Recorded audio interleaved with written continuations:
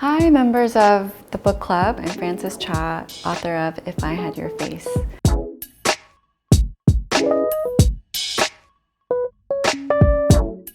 The book is set in contemporary Korea. It's set in Gangnam. My four narrators are young women who are originally from the provinces, and they have decided to move to Gangnam and carve out a life for themselves in this very edgy, kind of cutthroat environment that I'm sure all of you are familiar with. And it follows the stories of their friendship, their individual setbacks, and we follow the story of friends who all live in an office style together, and they flit in and out of each other's lives. I was born in Minnesota when my father was getting his PhD there. When I was 8, we moved to Hong Kong, and I attended a British school in Hong Kong. So I actually grew up reading a lot of British literature. And then when I was 11, we moved to Korea. And that's when I entered public Korean school. I was spending half the year in the States and half the year in Korea since I was 17.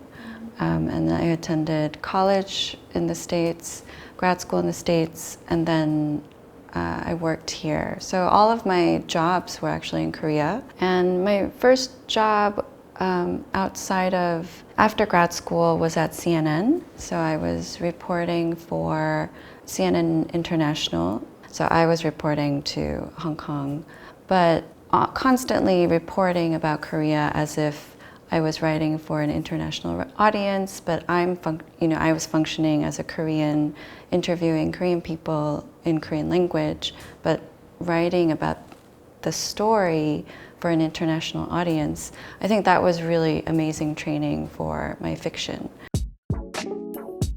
There's such a divide between the understanding of Korea, modern Korea, even now. And I had never seen contemporary Korea in English literature, so it became an ambition of mine, and it became very a burning desire to tell it. For such a small country, Korea has so many world records and everything. I wrote a story about how Chillo soju is the world's best-selling liquor, even though it's mostly consumed by Koreans in Korea. And Korea also was the most workaholic country. It's the world's most educated country. There's such an obsession with education, and that leads to so many phenomena as well. And there's so much to tap into, so much to discuss.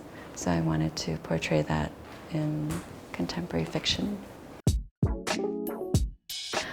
I think there is so much judgment against a lot of life choices and in society in general. And I think what I would hope that the reader takes away is a feeling of empathy for why certain people choose to make very extreme life choices that they themselves would not make. Thank you so much for reading my book, and I look forward to speaking with you live. It's going to be December 11th at 10 a.m., and that's a Saturday morning, so take it easy on the drinking the night before, and I'll speak with you then. Thank you so much.